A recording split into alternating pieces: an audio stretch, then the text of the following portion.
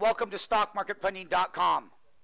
My name is Mario Marciano. I'm in charge of StockMarketFunding.com, and back in July of 2008, I said that Paulson was dirty, and I said that Goldman Sachs was dirty, and we have that on our blogs to prove it.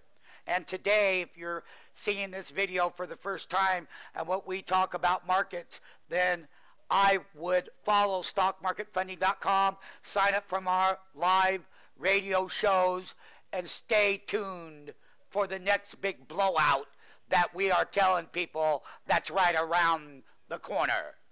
The SEC has charged Goldman Sachs and Company and one of its vice presidents for defrauding investors. What? By misstating and omitting key facts about financial products tied to subprime mortgages. And we have told people for the last 2 years that this was going on and that it would be a matter of time that the truth would surface. And there's a lot more to come, and there's a lot more people to follow. And Goldman Sachs wrongly, and I said wrongly, committed these acts.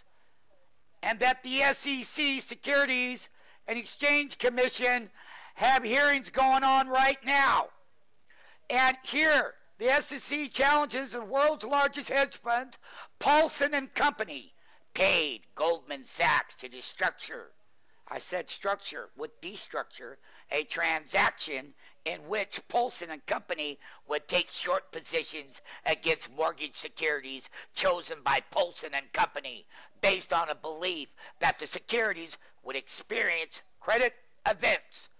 And according to the SEC complaint filed in the U.S. District Court for the Southern District of New York, the marketing materials for the CDO, known as, oh, what about your taxpayer dollars when you bailed out all these people? Not to mention that Goldman Sachs said it did not disclose the Paulson and Company short position or its role in the collateral selection process in the term sheet flip book offering memorandum. Down here at the bottom is that millions of dollars in equities, Paulson and Company's interests, and collateral selections.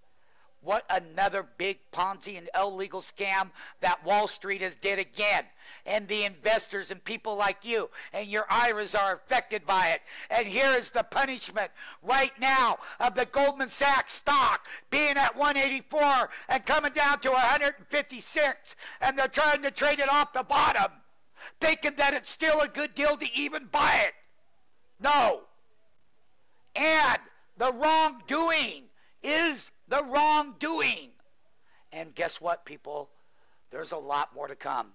And on Saturday mornings, I would stay tuned with our other radio shows and everything else that we got to talk about, because there's a lot more. There is a lot more. There is a lot more to come, folks. And, you know, the nice thing about it is on our blogs, if you want to go back a couple of years, we talk about all of it. We know that it's coming. And it came today. And they had been walking these markets higher. We're going to be putting in a 52-week high. And what I'm letting you know down here is that the wrongdoing, Goldman Sachs did not disclose it. And they were shorting and making all of that money. And your taxpayer dollars went, over $10 billion of your taxpayer dollars went to bail out this company. How do you feel about that? Or do you? Why don't you send info@stockmarketfunding.com and tell us how you feel about defrauding investors, things that we've talked about. And what's going to happen is that they have walked this market on light volume. People that got IRAs and 401ks that don't know how to cash in, they're going to get stuck holding the bag. And you don't want to be part of that group. We care about you. I hope that you find the tape. And I hope that you go into cash. And I hope that you stay on the sideline. And I hope that you don't become another victim to the world of wrongdoing. And that's your great Goldman Sachs and the trust that you put into them.